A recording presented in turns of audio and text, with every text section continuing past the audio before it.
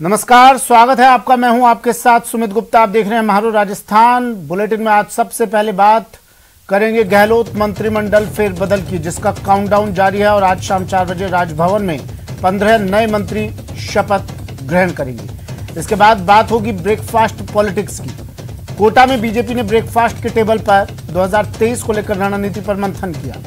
साथ ही बात होगी कहां अमेजन के खिलाफ लोगों का गुस्सा फूट पड़ा है। इसके बाद बात करेंगे प्रदेश में एक बार फिर गहराए बिजली संकट की आहट की। तो बने रहिए हमारे साथ, देखते रहिए न्यूज 18 राजस्थान। तो बात की शुरुआत मंत्रिमंडल पुनर्गठन से। आज 4 बजे मंत्रिमंडल शपथ ग्रहण समारोह।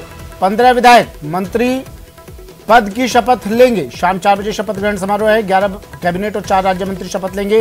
दोपहर 2 बजे, इसके पहले शपथ ग्रहण से पहले दोपहर 2 बजे पीसीसी में महामंथन, यानी ठीक 1 घंटे और 2 मिनट बाद।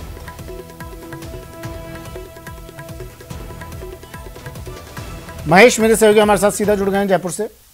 महेश, मंत्रिमंडल पुनर्गठन शपथ ग्रहण समारोह, तैयारियां हो चुकी हैं, इंतजार भी अब तो लगभग खत्म सा ही हो गया है। नाम आए, नाम के बाद मिठाइयां बांटी गई और जश्न मनाया गया। अब शपथ ग्रहण का इंतजार, लेकिन उससे पहले एक मंथन, महामंथन।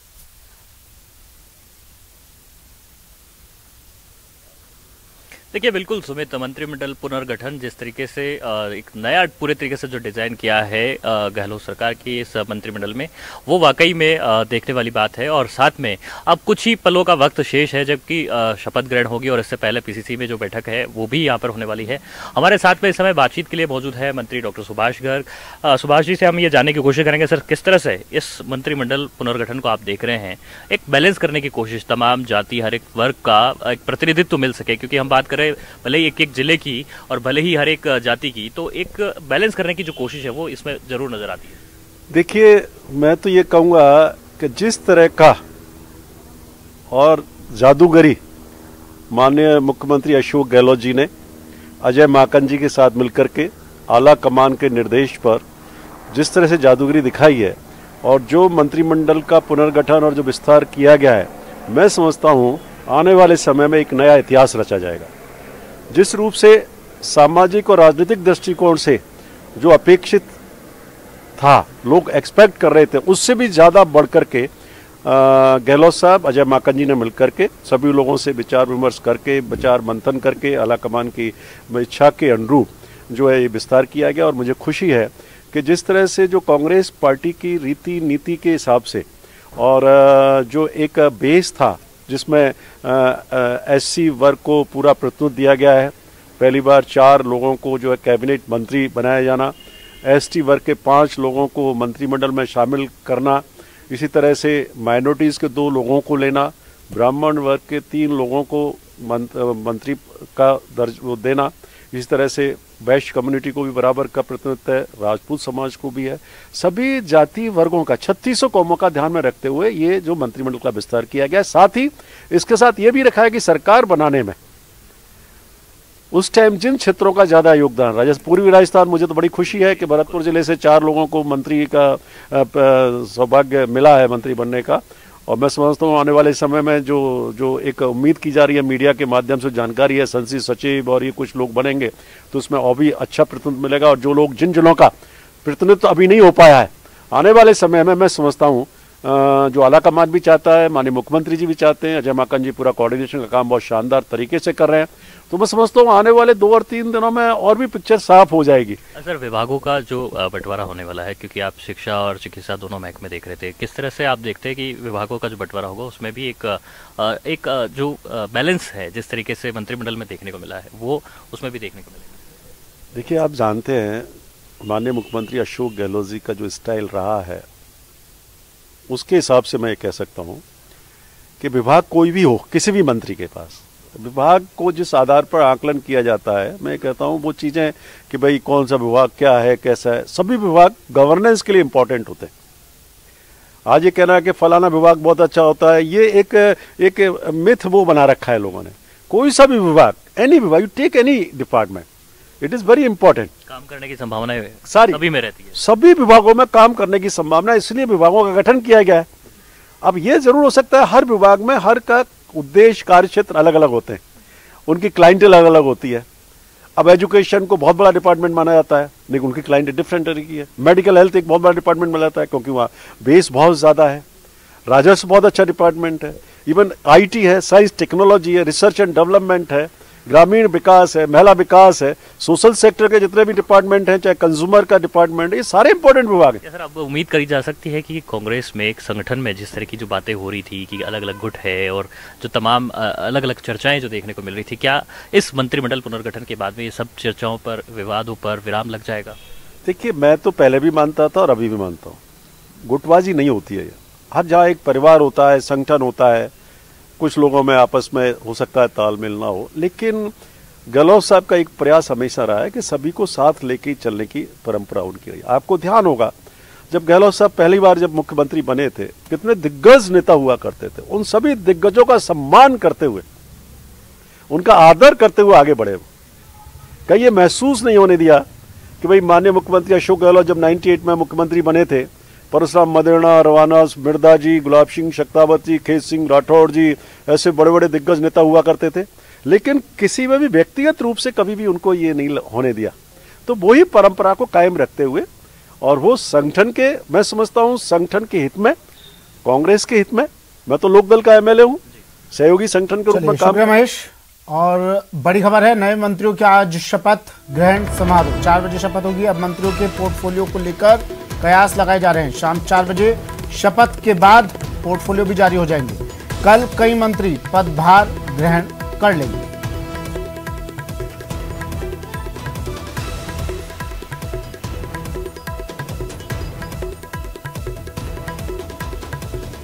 तो पोर्टफोलियो की बात, मंत्रिमंडल गठन, पुनर्गठन, शपथ ग्रहण के बाद अब नजर पोर्टफोलियो की। हालांकि अभी तो 4 बजे शपथ ग्रहण होना है।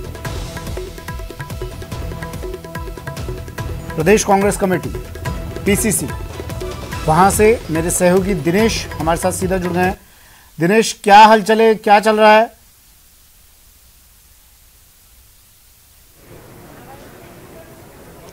बिल्कुल सुमित, देखिए पीसीसी में हलचलें तेज है। कुछ ही देर में जो मंत्री जो आज शपथ लेने वाले हैं उनका यहां पर पहुंचना शुरू हो जाएगा और पीसीसी में जो है वो तैयारियां मुकम्मल की जा रही है। आप देख सकते हैं, तस्वीरें हम यहां से दिखाएंगे। पीसीसी में यहाँ पर जो है वो मंत्रियों का इंतजार हो रहा है। कुछ ही देर में जो है वो सिलसिला यहाँ पर शुरू होगा मंत्रियों के पहुंचने का, और यहाँ पर जो है वो तिलक लगाकर स्वागत किया जाएगा। जो भी मंत्री आज शपथ लेने वाले हैं उन सभी का तिलक लगाकर स्वागत होगा, और पार्टी के तमाम जो पदाधिकारी हैं वो यहाँ पर मौजूद रहेंगे। पदाधिकारी अधिकांश जो है वो पहुंच चुके हैं, और देखिए मुख्यमंत्री अशोक गहलोत भी यहाँ पर पहुंचेंगे। इसके साथ ही जो है वो अजय माकन यहाँ पर पहुंचेंगे, पीसीसी चीफ गोविंद सिंह डोटासरा यहाँ पर मौजूद रहेंगे।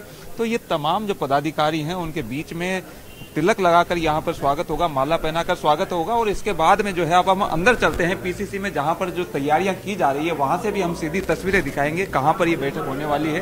अब देख सकते हैं यहाँ पर पीसीसी में जो है वो हलचल है, बड़ी संख्या में जो है वो पदाधिकारी, कांग्रेस के नेता जो है वो यहाँ पर पहुंचे हैं और इंतजार मंत्रियों के पहुंचने का किया जा रहा है। और ये जो है यहाँ पर जो है इस हॉल में बैठक होगी।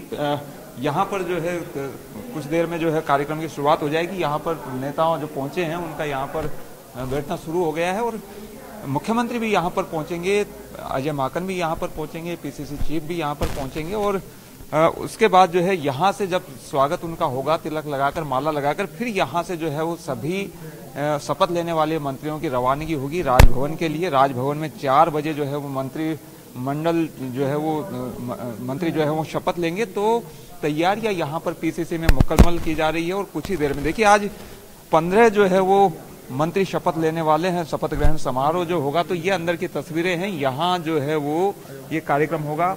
तो पीसीसी में जो है वो हलचलें तेज है, बड़ी संख्या में जो है वो नेता यहाँ पर पहुंच चुके हैं और इंतजार कर रहे हैं मंत्रियों का पहुंचने का। देखिए ये महिला कांग्रेस का जो है वो ब्लॉक है, यहाँ पर जो है वो इंतजार कर रही हैं महिला कांग्रेस की पदाधिकारी भी, और कुछ देर में जो है वो यहाँ पर पहुंचेंगे जो भी मंत्री, उन सभी का जो है स्वागत सभी पदाधिकारियों की ओर से किया जाएगा। रेहाना रियाज जी जो है वो प्रदेश अध्यक्ष है महिला कांग्रेस की, वो यहाँ पर पहुंची हुई है। तो तमाम जो पदाधिकारी हैं वो पहुंचे हैं, अलग अलग प्रकोष्ठ जो हैं, विभाग जो हैं कांग्रेस के, उन सबके जो है वो नेता यहाँ पर पहुंचे हुए हैं। ये देखिए आप, यहाँ पर जो है वो पीसीसी पदाधिकारी जो जिम्मा संभाल रहे हैं, वो जो है देखिए कई जो है वो नेता यहाँ पर पहुंचे हुए हैं। ललित टूनवाल जी हैं यहाँ पर मुख्यालय का जो है वो जिम्मा संभालते हैं, मुख्यालय प्रभारी, उनसे हम बात करें किस तरह की तैयारियां की है। आज सभी मंत्रियों का स्वागत यहाँ पर होगा। जी, आज मंत्रिमंडल की शपथ ग्रहण समारोह राजभवन में होने जा रहा है और ये परंपरा रही है कि पहले यहाँ प्रदेश कांग्रेस कार्यालय में उनका स्वागत किया जाता है, तिलक लगाकर स्वागत किया जाता है और सभी कांग्रेस जन जो है वो यहाँ स्वागत करने के बाद में फिर राजभवन जाकर और शपथ ग्रहण समारोह होता है। तो उसकी पूरी तैयारियां कर ली गई। रूपरेखा क्या है कार्यक्रम की, किस तरह की रूपरेखा रहने वाली है? क्या कोई स्पीच वगैरह भी यहाँ पे होंगे, जो भी मुख्यमंत्री आएंगे, पीसीसी चीफ भी रहेंगे? नहीं, ऐसा नहीं है। ये तो मतलब हमेशा ऐसा होता है, इसमें कोई विशेष कोई मीटिंग नहीं होती है, कोई सभा नहीं होती है, एक स्वागत कार्यक्रम है ये। और स्वागत की जो परंपरा रही है हमारे जो संस्कृति में, तो उस तरह से तिलक लगाया जाता है, मालाएं पहनाई जाती है और वो स्वागत होता है। बिल्कुल, देखिए पीसीसी पदाधिकारियों में भी उत्साह है। जियाउर रहमान जी हैं, उनसे हम बात करते हैं। सर, पीसीसी पदाधिकारियों में कितना उत्साह है? आज सभी जो मंत्री शपथ लेंगे वो जो है आज आने वाले हैं यहाँ पे स्वागत। देखें आप, लगभग सभी हमारे पीसीसी के जितने भी पदाधिकारी यहीं मौजूद हैं, आपके साथ खड़े हैं, हमारे और साथी हैं, सभी लोग हैं। सभी में एक जोश भी है कि भाई नया मंत्रिमंडल बना है, हम लोग सत्तार संगठन मिलकर के जनता की सेवा करेंगे। सत्ता संगठन जो है वो मिलकर जो है काम करेंगे तो मिशन 2023 पूरा होगा सर? बिल्कुल, मिशन 2023 को ही ध्यान में रखते हुए सरकार भी जनहित की जो योजनाएं लागू कर रही है, उनका मिशन भी 2023 है। और मंत्रिमंडल का जो भी गठन हुआ है, पुनर्गठन हुआ है, इसका भी उद्देश्य यही है 2023 के अंदर। और जिस तरह का राजस्थान की जनता के अंदर कांग्रेस के प्रति जो भाव पैदा हो रहा है, जो संतुष्टि है, सेटिस्फैक्शन है, उपचुनावों के अंदर जो भारी बहुमत से जीते, इस बात का प्रतीक है 2023 में पुनः कांग्रेस राजस्थान के अंदर लौटेगी। बिल्कुल, तो देखिए तैयारियां मिशन 2023 की है। कांग्रेस ये लक्ष्य लेकर चल रही है कि 2023 पूर्व मंत्री जो है बृजकिशोर शर्मा जी भी यहाँ पर पहुंचे हैं। सर, नए मंत्री बन रहे हैं, किस तरह की जो है प्रतिक्रिया जो है आप देंगे? जो मंत्रिमंडल बना है, किस तरह का मंत्रिमंडल? अशोक जी गहलोत ने ये मंत्रिमंडल बना करके राजस्थान को नहीं, हिंदुस्तान को मैसेज दिया है कि वो सब वर्ग के लेता है और खासतौर से शेड्यूल कास्ट और शेड्यूल ट्राइब को जो उन्होंने प्रतिनिधित्व किया है, मैं उनको मेरी ओर से बहुत बहुत बधाई देना चाहता हूँ। बिल्कुल, तो देखिए ये बात कही जा रही है कि सभी वर्गों को प्रतिनिधित्व मिला है और उचित प्रतिनिधित्व मिला है। यहाँ पर जो है वो संख्या बल जो है बढ़ता जा रहा है। पीसीसी कार्यालय में जो है बड़े संख्या में जो है वो नेता पहुंचे हैं और सब में उत्साह है। देखिए मंत्रियों के, जो नए मंत्री आज शपथ लेंगे, उन सबके स्वागत को लेकर उत्साह है यहाँ कांग्रेस कार्यालय में है। और ये बाहर की जो है वो तस्वीरें हम दिखा रहे हैं, आप देखिए सब जो है वो कतार बनाकर खड़े हुए हैं और जैसे ही मंत्री पहुंचना शुरू होंगे यहाँ पर, उन सबका जो है ये जो कार्यकर्ता है वो स्वागत करेंगे। और बाहर की तस्वीरें भी हम दिखाते हैं। देखिए बाहर किस तरह की तैयारियां हैं, आप देख सकते हैं। बाहर पीसीसी कार्यालय के बाहर भी जो है वो चलिए ठीक है दिनेश, मैं फिर से लौटूंगा आपके पास। आप बताइएगा जब कुछ नेता यहाँ पर पहुंचेंगे तो आपके पास आता हूं, मैं फिर से अपडेट लेंगे। लेकिन उससे पहले बात अमेजन के खिलाफ चल रहे विरोध प्रदर्शन की। जयपुर में कई जगह पर विरोध प्रदर्शन किया जा रहा है अमेजन के खिलाफ। गांजा सप्लाई के खिलाफ लोगों का गुस्सा फूट पड़ा है। पुलिस कमिश्नरेट पर ये लोग बड़ी संख्या में विरोध प्रदर्शन करने के लिए पहुंचे हैं। अमेजन पर बैन लगाने की लोग मांग कर रहे हैं, अमेजन के खिलाफ कार्रवाई की मांग कर रहे हैं। एमपी में खुलासे के बाद अब प्रदेश में ड्रग्स सप्लाई की आशंका। ऑनलाइन राकेश शर्मा मेरे सहयोगी हमारे साथ सीधा जुड़ गए हैं। राकेश, क्या कह रहे हैं ये लोग? राकेश, आवाज सुन पा रहे हैं आप मेरी? ठीक है, क्या कह रहे हैं ये लोग? प्रदर्शन करने के लिए बड़ी संख्या में आप पहुंचे हैं। हाँ बिल्कुल सुमित, आपकी आवाज आ रही है। बिल्कुल, देखिए सुमित, जिस तरीके से एक बहुत बड़ा खुलासा पुलिस की जांच में सामने आया है कि जो ऑनलाइन करने वाली जो कंपनियां हैं, जो विदेशी कंपनियां हैं, उनके द्वारा ड्रग सप्लाई किए जा रहे हैं युवाओं को। और ये ड्रग वो ड्रग है जो प्रतिबंधित है, जो भारतीय कानून में इनकी सप्लाई पर रोक लगाई गई है और बिना किसी परमिशन के इनको नहीं बेचा जा सकता। तो इसके खिलाफ अब जो है आम जनता लामबंद हुई है। इस वक्त हम यहाँ जयपुर कलेक्ट्रेट सर्किल परिसर के पास खड़े हैं। यहाँ पर जो युवाएं हैं वो इस पर जो विदेशी कंपनियां हैं जो इस तरह के ड्रग सप्लाई कर रही हैं उन पर प्रतिबंध की मांग कर रही हैं। यहाँ पर हाथों में बैनर और पोस्टर लगा करके ये जो है अपना विरोध जता रहे हैं। खासतौर पर जिस तरीके प्रतिबंधित श्रेणी के ड्रग जो ड्रग माफियाओं को सप्लाई किए जा रहे हैं, जो युवाओं तक पहुंच रहे हैं, उन पर ऐसी कंपनियों पर रोक लगाने की मांग की जा रही है। हमारे साथ सूरज सोनी है जो एक समाज सेवी हैं। सूरज जी, किस तरह का ये मामला है, किस तरह की बात है, किस तरीके से युवाओं को लेकर के आप विरोध कर रहे हैं? देखिए, अमेजन कंपनी माल सप्लाई करती थी, लोगों के जो कंज्यूमर है उनका आइटम सप्लाई करती थी। इसकी आड़ में इन्होंने ड्रग सप्लाई करना स्टार्ट कर दिया है। तो अब जो नशे के तस्कर हैं उनके लिए राह आसान हो गई है। घर बैठे नशा मंगवा रहे हैं, ड्रग्स मंगवा रहे हैं। अभी मध्य प्रदेश के अंदर करोड़ों रुपए की इनके पास में गांजा बरामद हुआ है ऑनलाइन सप्लाई के द्वारा। ऐसी राजस्थान के अंदर जयपुर में घटनाएं सामने आ रही है। तो युवाओं को कहीं न कहीं घर बैठ करके नशा परोस रहे हैं। इससे समाज का ये जो युवा वर्ग है इसको ये नशे की दिमक खा रही है। हमारी पीढ़ी खोखली होती जा रही है। भारत का जो भविष्य वो अंधकार में नजर आ रहा है। तो हम सरकार से मांग कर रहे हैं कि ऐसी कंपनियों पर रोक लगा करके नशे का जो अवैध कारोबार है, ड्रग्स को बढ़ा रहा है, इस पे रोकथाम बहुत जरूरी है। वरना आज जो युवा पीढ़ी है अंधेरे कुएं में चली जाएगी। इसकी जिम्मेदारी सरकार की होगी। बिल्कुल, जो युवा है उनको कहीं ना कहीं ड्रग्स की जो सप्लाई है वो इलीगल तरीके से की जा रही है। हमारे साथ डॉक्टर सुनील शर्मा है जो बार एसोसिएशन के अध्यक्ष भी हैं। सुनील जी, किस तरीके से एक ऑनलाइन शॉपिंग कंपनी अगर इस तरह का ट्रेड करती है जो प्रतिबंधित सामग्री है, क्या कुछ एक्शंस ऐसी कंपनियों के खिलाफ होने चाहिए, क्या प्रोविजंस है? सरकार को ऐसी कंपनी को तुरंत प्रभाव से बंद कर देना चाहिए, क्योंकि जिस तरीके से अमेजन कंपनी द्वारा पकड़ा गया माल, उसी तरीके से अब इससे ज़्यादा क्या बात होगी कि पंजाब बनाया जा रहा है राजस्थान को। अगर राजस्थान पंजाब बन गया तो हमारे युवाओं का क्या होगा? और जिस तरीके से नाइट क्लब वगैरह ये सारे चल रहे हैं जहाँ लगातार अफीम, चरस, गांजा के अलावा ब्राउन शुगर परोसा जा रहा है, इसके अलावा हुक्का बारें चल रही है, पुलिस को तुरंत प्रभाव से रोका जाना चाहिए। राजस्थान सरकार तुरंत प्रभाव से ऐसी कंपनियों पर कड़ी कार्रवाई करे, इन्हें बंद करावे, अन्यथा हम लोग और सूरज सोनी जी मिलकर के बहुत बड़ा आंदोलन करेंगे राजस्थान के लिए। बिल्कुल, आपने पुलिस, सूरज जी, आपने इस मामले में पुलिस, क्योंकि युवा पुलिस पर प्रतिबंध लगाने का एक जिम्मेदारी होती है, इस तरह का काम होता है, किस तरह की लीगल एस्पेक्ट आप इसमें देख रहे हैं और पुलिस की कितनी मुस्तैदी इसमें सामने आ रही है? कहीं ना कहीं जब ड्रग्स सप्लाई होता है, जाता है एक जगह से दूसरे जगह ना, तो उसकी रोकने की जिम्मेदारी भी सिस्टम की होती है। लेकिन निश्चित तौर पे पहले ये माना जा रहा था कि ये जो ऑनलाइन कंपनियां हैं लोगों को घर बैठे हुए और कोरोना काल में अधिक इनसे लाभ भी कुछ मिला था। लेकिन अब इन्होंने जब ये रूट वेज बना लिए, तस्करों के जो रूट वेज बन चुकी है अमेजन कंपनी, तो इस पर सरकार रोकथाम क्यों नहीं लगाती? दूसरा, जांच के दायरे में क्यों नहीं लाती? आज प्रशासन की जिम्मेदारी है, पुलिस की जिम्मेदारी है। आज कमिश्नरेट बनी हुई है और कमिश्नरेट बनने के बाद में जो प्रमुख इशू था वो ये था कि नशे पे रोकथाम लगे, अपराध पे रोकथाम लगे। तो जो अपराध और ये जो नशा है ये युवा पीढ़ी को बिल्कुल खत्म करने पे जा रहा है, दिमक की तरह चाट रहा है। तो आज पुलिस की जिम्मेदारी बनती है कि कहीं न कहीं इस पर रोकथाम लगे और ऐसे लोगों के, ऐसे जो रैकेट सक्रिय हो चुके हैं, इनको नेस्तनाबूद करके और इनके खिलाफ कड़ी कार्रवाई करें। बिल्कुल सुमित, देखिए जिस तरीके से जो मादक पदार्थ हैं वो एनडीपीसी एक्ट के तहत बेचना प्रतिबंधित है। जो बेचने वाला है, सप्लायर है और उसको उपयोग करने वाला है, सब जगह सरकार ने सिस्टम बनाया है कि वो नियम कानून के अनुसार ही उसका उपयोग कर सकता है। लेकिन जिस तरीके से ये ऑनलाइन कंपनी, ठीक है, शुक्रिया राकेश तमाम जानकारी के लिए। सौरभ हमारे साथ जुड़ गए हैं, मंत्रिमंडल पुनर्गठन को लेकर बात कर लेते हैं। सौरभ, ठीक है राकेश, शुक्रिया। अपडेट होगा तो मैं फिर से लौटता हूँ आपके पास। सौरभ जुड़ गए हैं। सौरभ, क्या जानकारी, कौन है आपके साथ?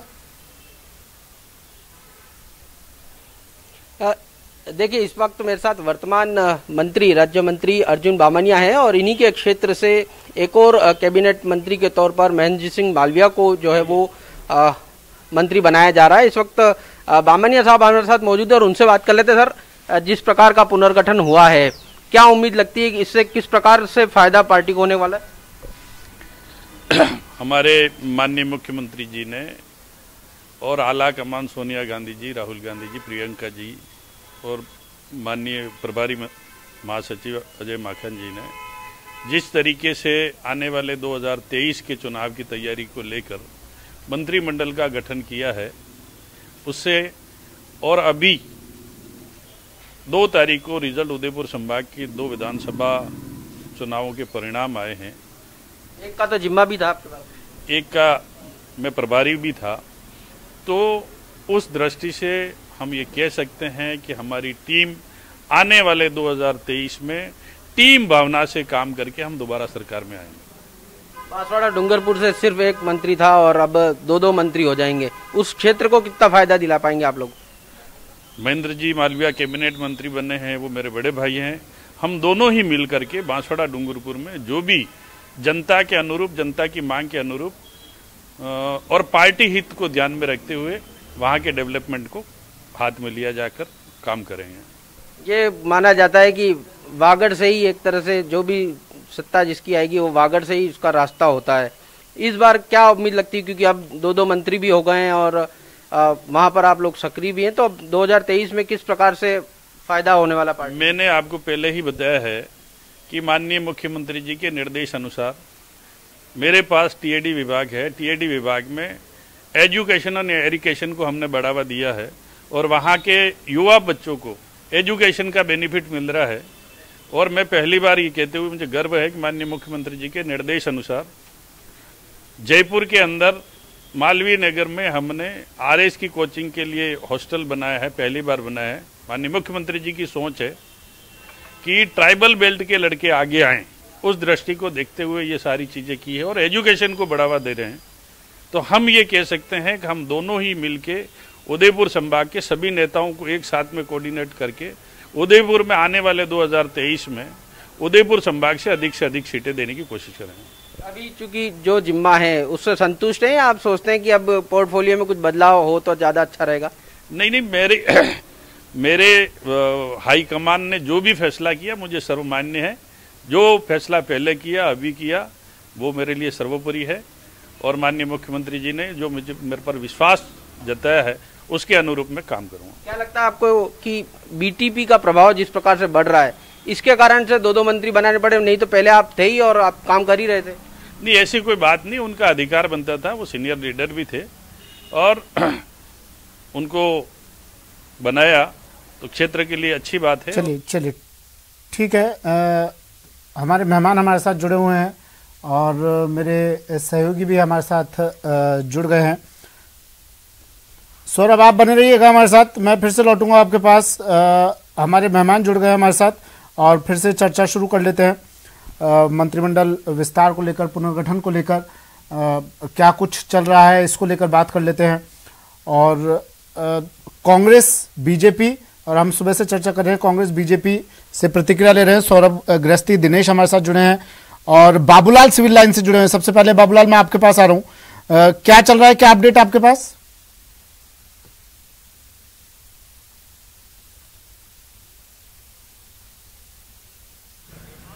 शिफ्ट हो रहा है यहाँ पर, कुछ लोग आने शुरू हुए हैं जो नेता, जो विधायक मंत्री पद की शपथ लेने जा रहे हैं, उनके इलाकों से अब कुछ लोग दिखने लगे हैं। मेरे साथ में नगर से आए हुए लोग हैं जो जायदा मंत्री पद की शपथ लेगी, कामा की विधायक है वो। तो कितने बजे चल दिए थे आप लोग वहाँ से? हम करीब 9 बजे करीब चले थे। अच्छा, उनके मंत्री बनने से क्या फायदा होगा? जी, हमारे 36 बुरादी कौम की नेता हैं, तो गांव में हर क्षेत्र में विकास की लहर चलेगी। इसलिए हम चाहते हैं, सारी जनता चाहती है कि भाई हमारे नेता मंत्री बने। मंत्री बनने से हमको बहुत फायदे हैं। तो अब आप देखोगे जब वो शपथ लेंगी तो देखने आए हो? हाँ, शपथ लेंगी तो देखने आए, उनके शपथ समारोह में शामिल होने आए, उनका हौसला अफजाई करने आए। अच्छा। इसलिए गांव से चल के 175 किलोमीटर दूर चल के आए। तो ये जो लोग हैं वो मेवात से आए हैं, यानी कि हरियाणा और यूपी के बॉर्डर से चल के आए हैं। जायदा खान को ये मंत्री बनते हुए देखना चाहते हैं। पहले वो संसदीय सचिव रह चुकी हैं और उनका जो परिवार है उसकी बड़ी एक राजनीतिक विरासत रही है। चौधरी तैयब हुसैन अविभाजित भारत में मंत्री हुआ करते थे, उनकी बेटी है वो, और वो 3 स्टेट में भी मंत्री रहे थे। उनके पिता हरियाणा में मिनिस्टर थे, राजस्थान में मंत्री थे, अशोक गहलोत की सरकार में 1998 से लेकर 2003 में वो मंत्री रहे थे। और अब जायदा खान जो है आज मंत्री पद की शपथ ले रही। तो ऐसे करते करते लोगों के आने का सिलसिला होगा। करीब 2,500 से 3,000 लोग जो हैं वो सिविल लाइंस में आएंगे। तैयारियां पूरी हैं, पुलिस ने यानी कि चाक चौबंद सुरक्षा के इंतजाम किए हैं। जहां तक आप निगाह जा रही है वहां तक आप देखिए पुलिस ने बैरिकेड्स लगा रखे हैं और जो भी लोग आएंगे उनकी चेकिंग होगी और फिर जो है पूरी जांच पड़ताल के बाद ही राजभवन में प्रवेश दिया जाएगा। सिविल लाइंस में जितने भी विधायक रहते हैं और जो मंत्री बनने वाले हैं सब इस वक्त जो है वो पीसीसी के लिए निकलना शुरू हो रहे हैं। तो इस वक्त जो माहौल है वो पीसीसी की तरफ शिफ्ट हो रहा है। यहाँ पर पीसीसी से जब सीधे ये जो नए मंत्री हैं विधायकों के साथ में जब राजभवन में आएंगे तो यहाँ पर हलचलें बढ़ेंगी और ठीक 2 बजे के बाद में यहाँ पर लोगों के आने का सिलसिला शुरू होगा। तो फिलहाल इक्का दुक्का गिने चुने लोग इस वक्त यहाँ पर आ रहे हैं और ये कह रहे हैं कि पास की व्यवस्था नहीं हो रही है। तो अभी तो इनको भी अपने नेताओं से पास के मिलने का इंतजार है सुमित। फिलहाल जो है सब लोग इंतजार ही कर रहे हैं यहाँ। ठीक है, इंतजार का फल मीठा होता है और इनका भी फल मीठा ही मिलेगा इन्हें। उम्मीद तो यही कर सकते हैं हम। जैसे आज 15 लोगों का इंतजार का फल उन्हें मीठा मिला, इन्हें भी मीठा ही मिलेगा बाबूलाल। बस इनसे कहिए इंतजार करते रहिए। मेहमान हमारे साथ जुड़े हुए हैं। अमित गोयल जी बीजेपी से हमारे साथ जुड़े हैं। अवधेश आकोदिया जी वरिष्ठ पत्रकार हैं, हमारे साथ जुड़ गए हैं। आर तिवारी जी कांग्रेस से हमारे साथ जुड़े हैं। आप तीनों का स्वागत है सर। सबसे पहले आर तिवारी साहब मैं आ रहा हूं आपके पास। दिनेश कुछ अपडेट दे रहे हैं। दिनेश,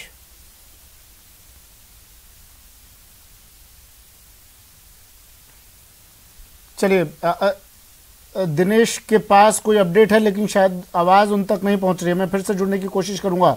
किसी बड़ी खबर के साथ दिनेश कोशिश कर रहे हैं हमें बताने की। मैं कोशिश करता हूं उनसे जुड़ने की। आर तिवारी साहब तब तक आप अपनी बात रख लीजिए क्योंकि शायद मुझे बीच में जाना पड़े दिनेश के पास, उस दिनेश से पैच होती है। आर तिवारी साहब क्या कहेंगे मंत्रिमंडल पुनर्गठन को लेकर? 2023 का फाइनल मैच खेलने के लिए कांग्रेस की टीम तैयार है। संगठन और सरकार की सर मुझे रोकना पड़ेगा माफी के साथ। तिवारी साहब माफी के साथ रोकना पड़ेगा। दिनेश पैच हो गए।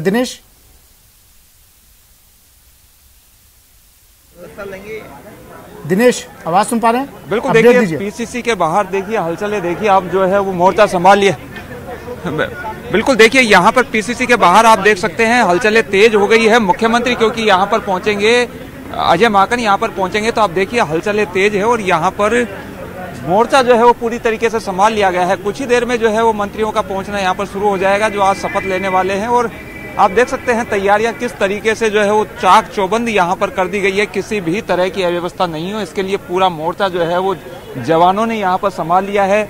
अधिकारी जो है वो यहाँ पर तैनात किए गए हैं। देखिए मुख्यमंत्री आएंगे, स्वागत करेंगे नए मंत्रियों का तिलक लगाकर और प्रदेश प्रभारी अजय माकन और पीसीसी चीफ गोविंद सिंह डोटासरा भी जो है वो यहाँ पर रहेंगे। तो यहाँ पर जो विधायक हैं दूर से, उन विधायकों का भी पहुंचना शुरू हुआ है। हालांकि दूसरे विधायकों को यहाँ पर आमंत्रित नहीं किया गया है, केवल शपथ जो मंत्री लेंगे वही यहाँ पर बुलाए गए हैं। तो लेकिन जो है कुछ अतिथि जो है वो यहाँ पर पहुंचे हैं और आप देख सकते हैं यहाँ पर हलचलें जो है पूरी तरीके से तेज हैं। और अब जो है वो कुछ ही देर में यहाँ से जो है वो हम दिखाएंगे सीधे जो मंत्री आना शुरू होंगे, जो आज शपथ लेंगे वो मंत्री कुछ ही देर में यहाँ पर आना शुरू हो जाएंगे और हम यहाँ से सीधी तस्वीरें जो है वो दर्शकों तक यहाँ पर पहुँचाएंगे। तो थोड़ा और इंतजार, बस थोड़ा और इंतजार।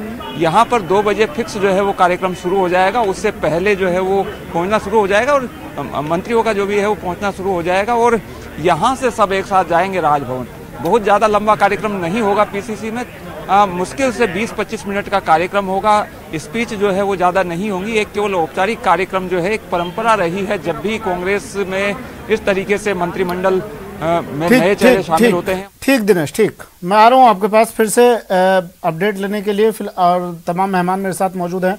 मैं एक छोटा सा ब्रेक ले रहा हूँ सर, फिर से आपके पास लौटूंगा। वक्त एक ब्रेक का।